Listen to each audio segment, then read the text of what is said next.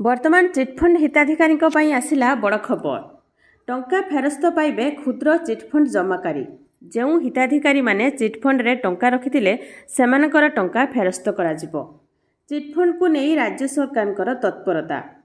एहार सुजोग नेबाकू समस्त आवेदनकारी को अनुरोध करा जायछि, जहाँकि आसंता 2026 जनवरी 31 तारिख जाए यही टंका फेरस्त प्रक्रिया चलिबो।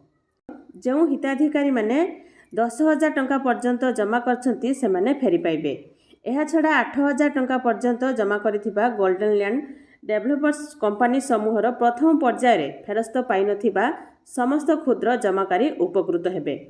एथिपाई Aadhaar card, voter card, DL, PAN card, मूल जमा रसीद, बैंक अकाउंट तथ्य इत्यादि दाखल करने को पड़िबो।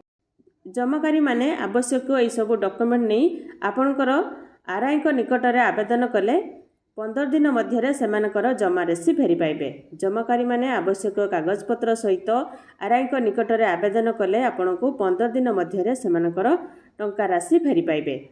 एथिपाई Aadhaar card, voter card, PAN card, मूल जमा रसीद, बैंक अकाउंट तथ्य इत्यादि दाखल करने को पड़िबो। सरकार को पक्षर एक नंबर जारी करा जायछि 067423955153 नंबर रे जोगाजोग करंतु, जहाँकि आपण माने डिटेल्स बुझी परिबे। ए टंका फेरस्त पाई नथिबा समस्त क्षुद्र जमाकारी उपकृत हेबे। तो यह थिला आपण मानो पई गोटे छोट इनफॉरमेशन। जो हिताधिकारी माने चिटफंड रे टंका रखिथिले से माने ए चिटफंड रे टंका फेरस्त करबा को जाउछंती।